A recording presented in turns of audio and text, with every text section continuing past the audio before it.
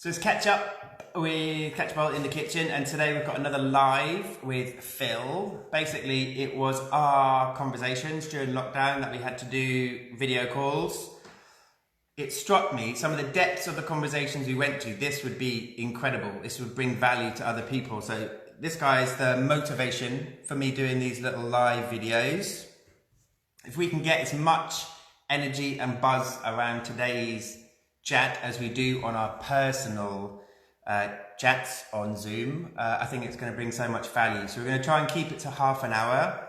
I'm just going to let it go. Phil does a show with Phil, his friend in the States, and they just basically mind stream it. They just see what comes up. So today's topic is what does health mean to you? I just did a little live the other day and explained what health means to me.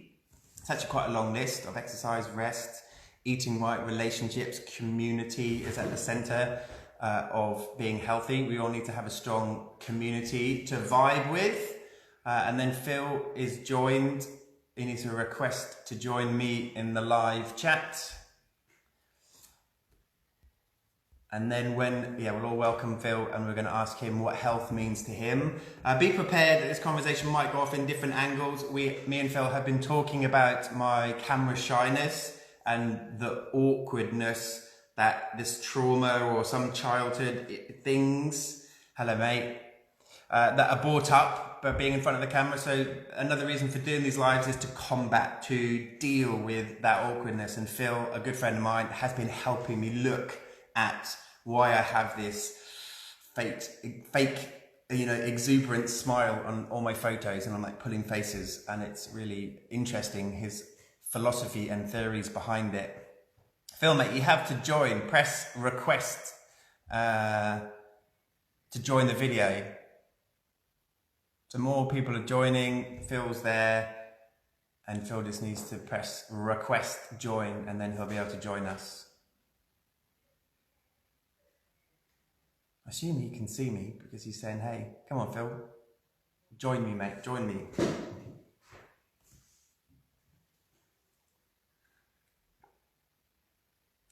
This is good practice for me, isn't it? Maybe Phil's just hanging in the wings to kind of maintain the spotlight on me that little bit longer. Where is it? It's on the bottom. I don't know where it is, mate. It's on the screen somewhere. But while we wait for Phil to join us, I'm just going to hold space, relax. I can see it. You can see it or you can't see it. I love it. If this is like your subconscious putting me under the spotlight. So yeah, Phil's going to join us. I met Phil about 15 years ago at the start of the raw vegan journey I was on. I think he was raw vegan already for a good amount of time. He still persists in that style of eating with great success. Really grounded, really balanced, really lovely guy. And so we can ask him, he can't see it. I think you've just got to request join. I think there's two faces maybe. Go live with Phil, unable to join. Have you got it on the phone, Phil? Because I just did two faces which would sync us up. Yeah, can you see two smiley faces? Push the two smiley faces. Are you doing this on your phone? We might have to edit this video now before we pop it up anywhere for people to see. Sorry about the delay. Phil's going to join me soon. Like I say, he's a long-time raw vegan, health food enthusiast that has followed many different cleansing protocols at the start of lockdown. I caught up with him and he was on a mega juice fast. It coincided so sweetly with lockdown. I think he was saying, he had some vibes. No, on the desktop. Oh, you might have to be on the phone. I don't know what it should be on the desktop. It's two smiley faces. I know, if I push it, it does say that you're unable to join. Phil is unable to join. Phil and Phil. But I can't get... Phil, yeah, you have to be on... your phone, I think, mate. Anyway, so yeah, Phil coincided an amazing deep juice fast with lockdown. It was obviously a premonition because he was all set up. He had all the kit, all the equipment he needed. So for the day after lockdown, it was the obvious choice to go in to do a deep juice cleanse. And we can ask him more about that. I've had someone request to join. So hopefully Phil's going to jump on any minute. He's now waiting. Phil is on the phone. Great. So yeah, we're going to just talk to Phil about what health means to him. I've set the scene a little bit. Hello, mate. Hello, Alex. Sorry about that. I was on the computer and I could hear you, but you, I wasn't able to get those faces and go live like I could on the phone. So yeah, Instagram is primarily a phone app, isn't it? So maybe it's just geared up to do this kind of thing on the phone. Yeah. But anyway, we worked it out. I was trying to do it on my desktop because I get a better, because I live out in the sticks. I don't have a great 4G signal, so that's why I was trying to do it on my desktop. So apologies for that. But we're here. Yeah, hello there, mate. Yeah, hello, mate. So in the dead space, I had to fill it. I thought you were putting me under pressure there on purpose to see how I coped in the spotlight. I think I did all right. You did really well, Alex. Thanks, dude. I set the scene. I told everyone about your lockdown juice fast. So just people that are catching up with us now, me and Phil chat a lot on Zoom and we go pretty deep into health and nutrition. And I thought a lot of the subject matter we cover would be really interesting for people to earwig on. And so that was my motivation for doing these live chats. I've got a few really interesting nutritionists. I've got Sandor Katz coming on in a couple of months to promote his new book. So I've got some really cool people to chat to. And we're just going to ask them, what does health mean to you? It obviously means different things to different people. So, Phil, what does health mean to you? Hi, Alex. Yeah, so health. Sorry about this, guys. I'm trying to figure out how to hold my phone, so I wasn't set up to do it on my phone. What does health mean to me? Health to me is about feeling vibrant, and it's about, for me, my journey is about, actually for me, it's about feeling vibrant and feeling alive, and that's really been my journey to health. Is looking and finding that enthusiasm for life, that depth of joy, that connection with spirit, that connection with people that in my life was always missing. There was always an empty hollowness, and that came from not having that real connection with myself. Interesting.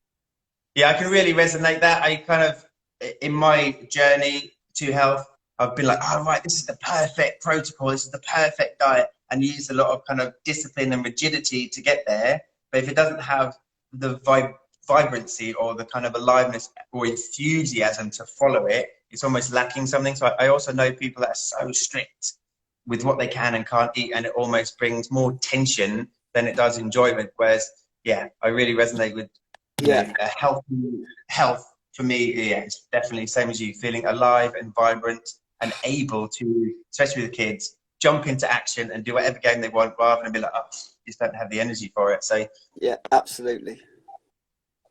Have you got any takeaways for people that you have picked up over the many years of this journey that have just helped you access that vibrancy and energetic persona which you have so often? Can you just reiterate the very beginning of that sentence, because I missed the very beginning part? Of course, mate. It would be good to do that for everyone watching as well. I really understand your concept of health, and I really like what you were saying. It's about feeling vibrant and feeling active. I just said, over the many years of your health journey, can you share some takeaway nuggets for the people watching that are easy, accessible, things that you can do to make you feel more vibrant, that give you that little bit more effervescence and extra kind of vitality? Yeah, you know, for me, as Alex knows, it's all about the raw food. But it's not just about, you know, it isn't just about the raw food either. That's just a tool. For me, it's a tool of awakening. And most people get into trouble because they do the raw food thing, but they don't use the other tools to awaken. And I guess for me, that's really been the deep driver for me. Most people do it for health reasons, but for me, I was doing it to awaken. So little nuggets to take away. Juicing is always, for me, juicing's really important. Smoothies, you know, I've had a smoothie nearly every day for about 15 years. So for me, smoothers have been a real key. Organic is another, you know, undoing that toxic load that we all carry now. So for me, organics, and you know, Alex is really big into biodynamics, which I love. Obviously, depending where you are in the country, it's a real shame because it's so hard to actually get to enjoy the benefits of biodynamics on any level. You know, whether it is going to the farm and enjoying the biodiversity of the farm and the practices, and eating the food, of course. I'm going to have to ask you, if you can, if it's not a top secret, what are your key smoothie recipes? You say you've been doing smoothie for 15 years. Give us a couple of kind of bases that you use for the smoothie, and then a few little extra superfoods or whatever you add in. Right. So from when I very first started, so I trained with Gabriel Cousins. So my smoothies was zero glycemic and green and yeah, just zero glycemic. So that's where I started. So there was nut milks involved with that. Nut milks, avocados, and spirulina, and then other superfoods. That was kind of my base back then. Yeah. And now, because I've been on a different protocol, trying to get health from a different angle, it's definitely no nut milks. Oh, interesting. Yeah, so it's zero fat in my. I now have fruit smoothies. I've completely flipped that 180 degrees, going from you know, kind of a high fat superfood smoothie to a zero fat fruit smoothie. Interesting. And they definitely work better for me. Oh, really? Okay. Yeah. Now go on, Alex. Do you think the high fat was a necessary stepping stone? I know when I introduced more high fat and coconut oil and olive oil, I just had lots of it. And then I got to a point where I feel like I satiated myself in fats, and now I just have moderate amounts. Yeah. I think for most of us, nuts and seeds and fats are probably a really important transitional food, emotionally and spiritually. And as we transition further, then, you know, for me, I definitely need less and less protein, less and less fats, less salt. You know, it's all of that normal kind of taste and satiation that we need goes away. And what about the sugary fruits? Obviously, I know Gabriel Cousins' protocol a little bit, and I've followed a high-fat keto diet, and they both put and lock fruit in the cupboard. So what, are you not getting spikes? You know, I do a lot of videos about starting the day, how you want to continue in the day, and that's not on a roller coaster. So for me, your high sugary fruit smoothies would then send you on a roller coaster, but you're saying they're more successful than the fat smoothies. Do you know why? Did you hear that, Phil? It looked like he was loading up. We had a little break. We had a little break there, mate, I'm afraid to say. So what were you saying about? I think we got as far as you saying that you know Gabriel Cousins' work, and they keep the fruit in the cupboard. Yeah, they lock it away, don't they? Yeah. Yeah, it's really interesting because now, 15 years later, I completely disagree. So interesting. I think the sugar needs to be the fruit sugar. I think now, with the research that I've done over the last 30 years, it needs to be on the table, and it needs to be consumed carefully. I think sugar's got a bad name because it's consumed in the wrong manner. Sure. So what people are doing that spikes is, Dr. Doug Graham talks about this actually from the 80-10-10 community. And I know when I first came back from Gabriel Cousins, I went to one of Doug Graham's. He was talking at an event that I was at, and it completely turned everything that I just learned on its head. And it was like, and I couldn't cope. now having experienced and lived it all, I can now resonate with that. And you know, really, if you have fruit at a meal with no fat in it, that's the key. So So by it's down sorry, Alex. it's down combination, the food combining. Basically, yeah. So if you know, if you're gonna, for me, if I'm having a fruit smoothie, I have a fruit smoothie. I don't put avocados and coconut oil and things like that in. So for me now, I would have dates, bananas, lots of blueberries and spinach, for example, and that would kind of be a mainstay in that smoothie. You know, and the other thing, I think the most powerful tidbit that I've learned in all of this is the simpler you eat, the better you gain health. Yeah, great. You know, we are traditionally we're mixed eaters, and I think that's one of the biggest health concerns that there is actually being mixed eaters. Too many varieties on a plate at one time. So from what you've just said, they're kind of like diametrically opposed diets. And obviously the high fat diet worked for a period of time, but now you're saying you're more into the fruit diet, but just never together. So as long as you've got the food parts and separated from each other.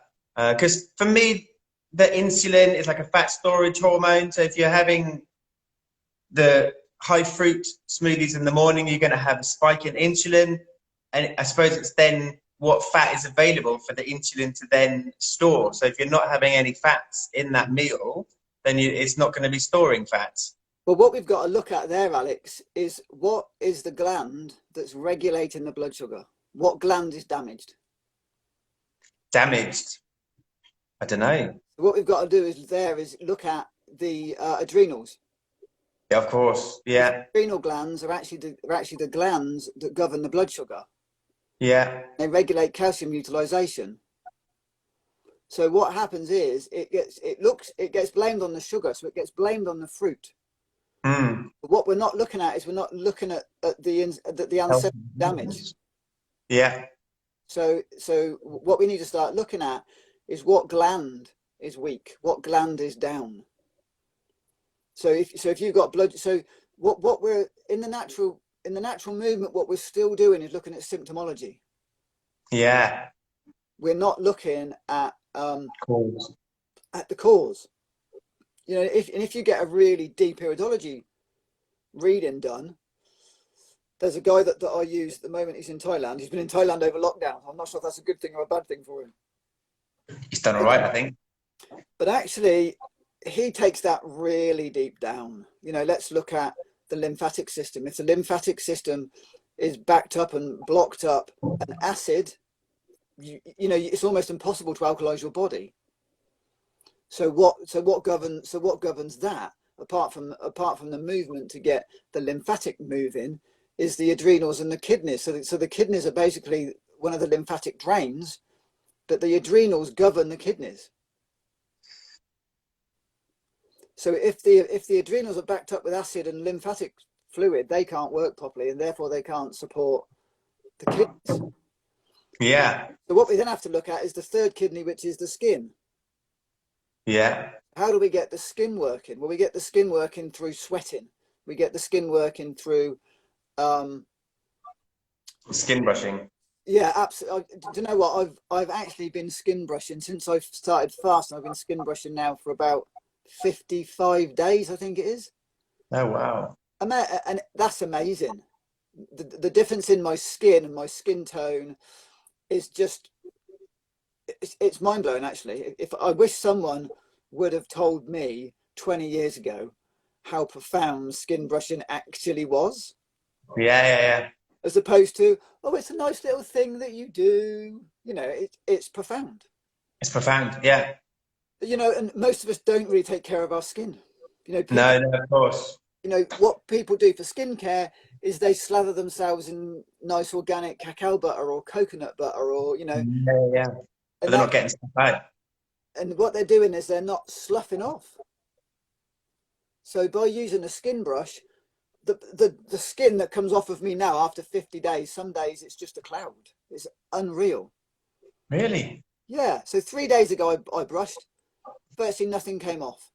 Yesterday I brushed and there was a cloud. Really? But it's the journey of the skin is actually fascinating. So Yeah. and also what skin brushing does, not only does it stimulate the skin, of course, it stimulates the lymphatics and gets the lymphatic moving. It's a great lymphatic exercise.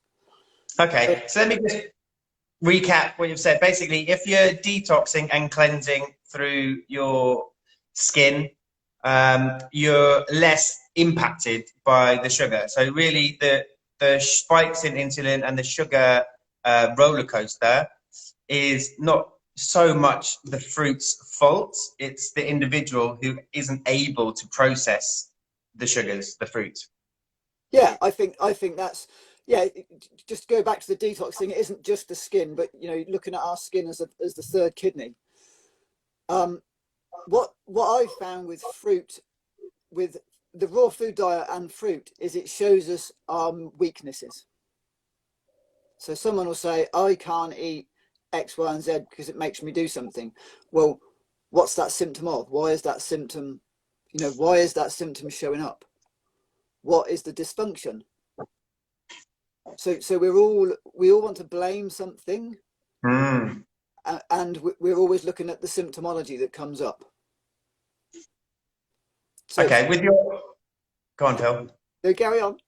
I was going to say, with your expertise, a friend of mine has just asked a question, and to summarize, basically, it sounds like she yo-yos in weight, and then she can easily lose the weight, but then she easily puts it back on. What would you say, with your knowledge, would be the best thing to cut out or not reintroduce after losing the weight?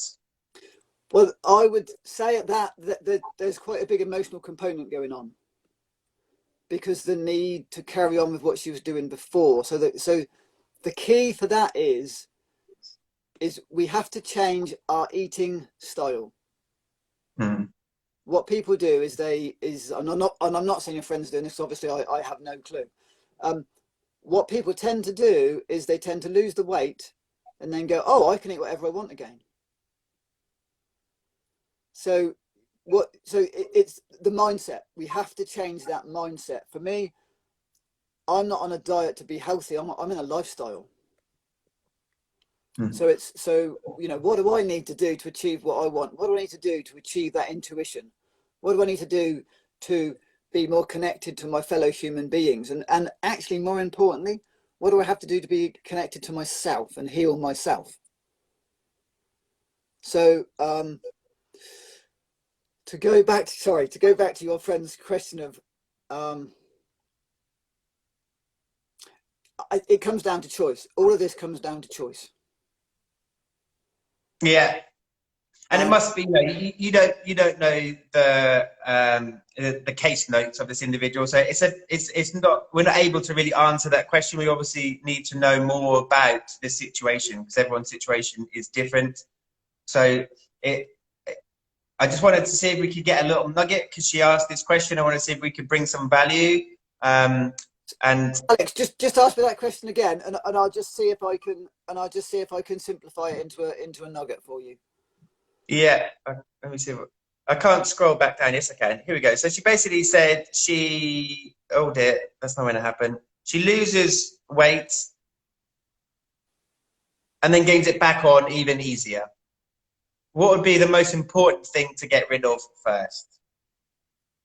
Yeah, I mean that's a really big open-ended question because I don't know what our choices are in things. So absolutely, yeah. I just wanted to see if I could bring value. As soon as she asked the question, yeah, so it's something that we can follow up with her. I'm guessing, Alex.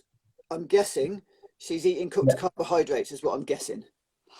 So Most she's people doing so she's doing stuff like potatoes and bread, pasta. Yeah.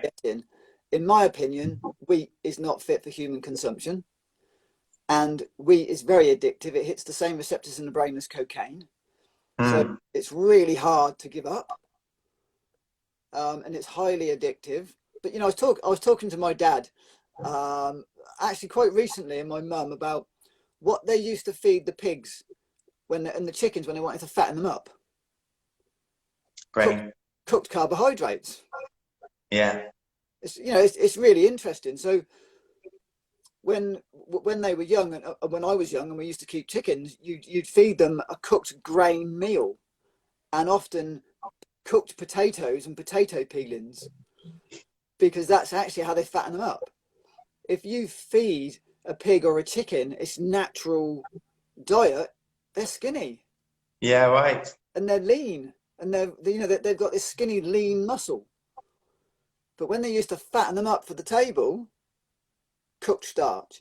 And so I just want to talk about that, if I may, Alex, a minute. Please. The difference between people class fruit as sugar, and then they're looking at fruit and they're looking at starch, but they're also looking at cooked starch is the same as a fruit sugar. Well, actually, once you cook a starch, it completely changes the structure of it, and it changes how your body handles it. Also, what you've got to look at is we've got complex carbohydrates. Complex carbohydrates stay in the blood system for a long length of time. Whereas fruit whole, and I'm talking about whole fruit sugar. I'm not talking about anything other than a whole piece of fruit. Sure. Because if someone's struggling with blood sugar issues, then fruit juice is probably going to make them spike their blood sugar. So like orange juice. I can now drink 2 liters of orange juice in a matter of a few hours, and I don't have any spiked blood sugar levels. But so, I just want to separate this down, and let's just look at fruit, a whole piece of fruit, a whole orange or a whole banana. The sugar actually is absorbed into the cell really, really quickly. I don't know if you know that, Alex, but fruit sugar is absorbed into the cells really quickly. Carbohydrates and cooked starches actually can't get in the cell so quickly. So it ends up in the blood system. Yeah. And that's the part. All the yeast, fungus, and mold can live on that. Whereas if you've got fruit sugar, it's just bam, straight in. So it's gone. Interesting. It's in the cell, and it's used as fuel almost instantly. Yeah. Carbohydrates, on the other hand, as we all know, are a long release sugar. Which is almost deemed a good thing, isn't it? People like these slow releasing sugars over, porridge is going to keep you sustained for ages, but no.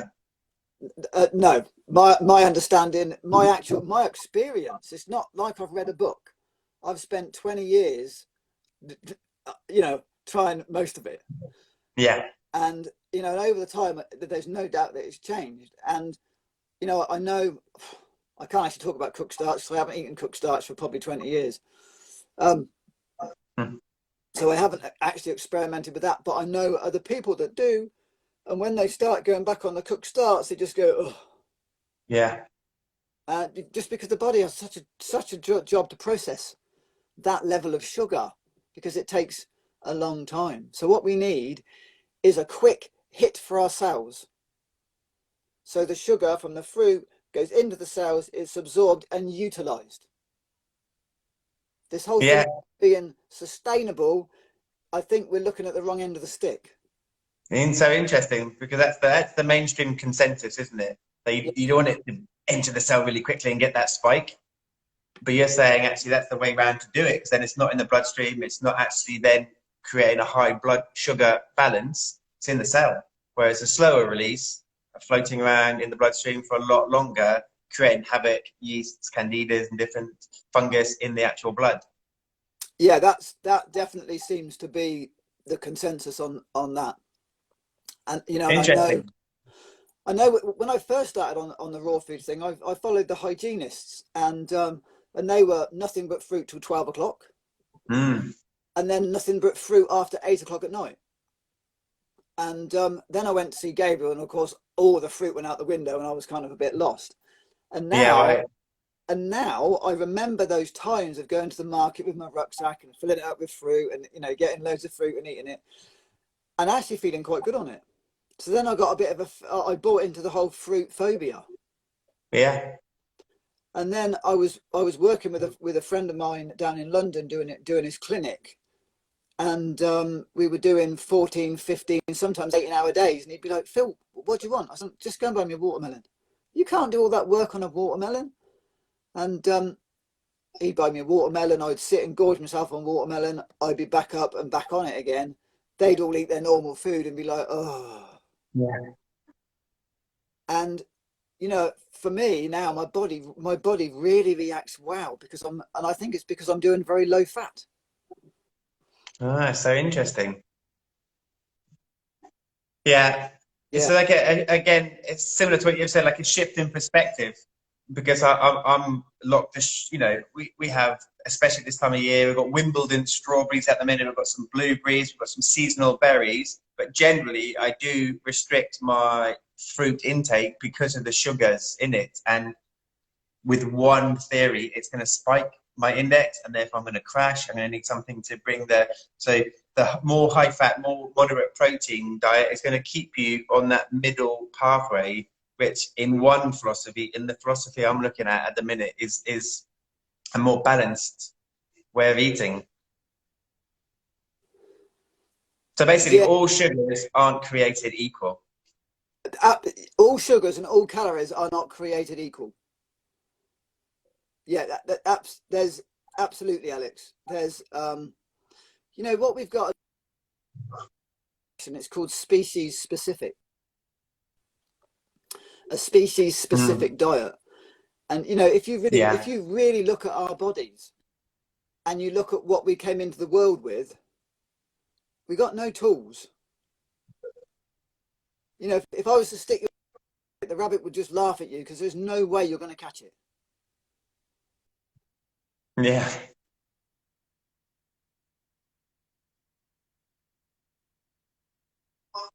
And you know, slouch.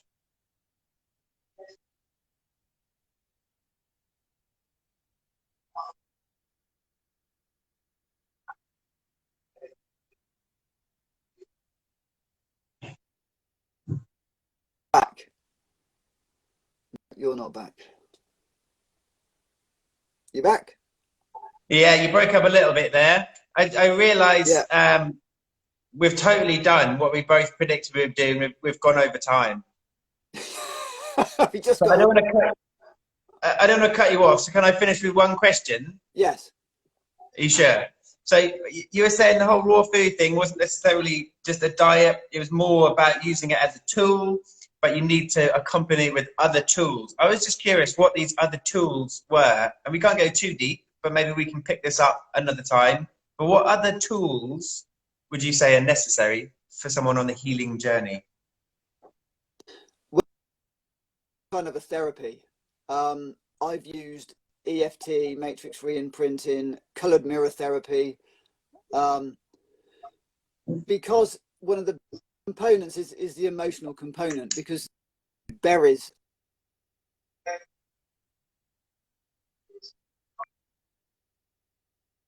and what we need on that journey of feeling is support.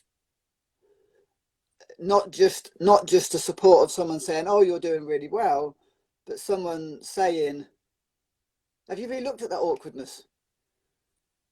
Have you really gone down there?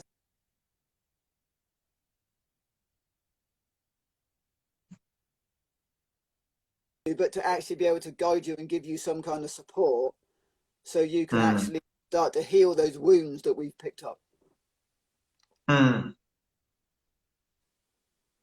Yeah, you were breaking up a little bit there. I can only hope that it makes it to the final cut so people can hear what you're saying. You're back with us. Do you want to just recap on that last part about pointing out my awkwardness? Yeah, it's no use if someone just points out your flaws or your emotionalness. We need help so we can actually move through that and get support in healing, because nearly all of our food issues are emotional issues. So just to say that again, nearly all of our food issues are emotional issues. Yeah, interesting. So what happens is it shows you your weaknesses on an emotional, spiritual and physical level. Okay, cool. Thanks so much, Phil. It keeps cutting out, and it is our time. So I'm just going to say thanks so much for joining us. I think it's inevitable we're going to do another one of these.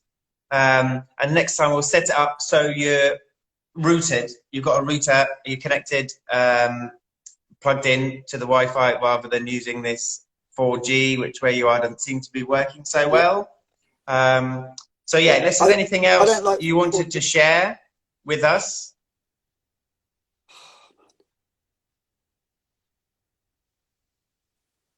We'll call it a day. I think we need to call it a day, but I think we've lost it, Alex.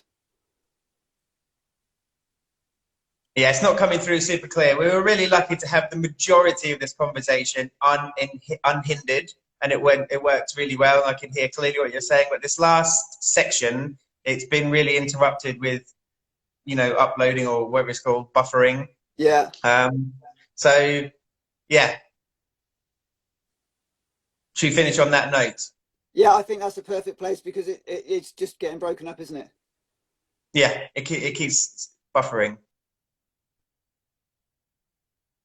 But yeah, thanks for joining us, Phil. We'll pick up. We'll do a Zoom, so we've got a better. That's good. No problem. Thank you, guys. Thanks for joining me. Watching. Thanks very much.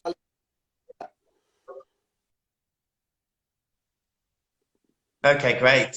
So yeah, you can check out Phil and Phil. He has a show with his mate in the States where they go deep dive into interesting subject matter. We'll definitely have him back on. He's a good friend of mine who has done a really deep dive into nutrition. Unfortunately, he's on his phone in the country, so there's not a great connection, so he keeps buffering in and out. So we're not able to hear what he has to say.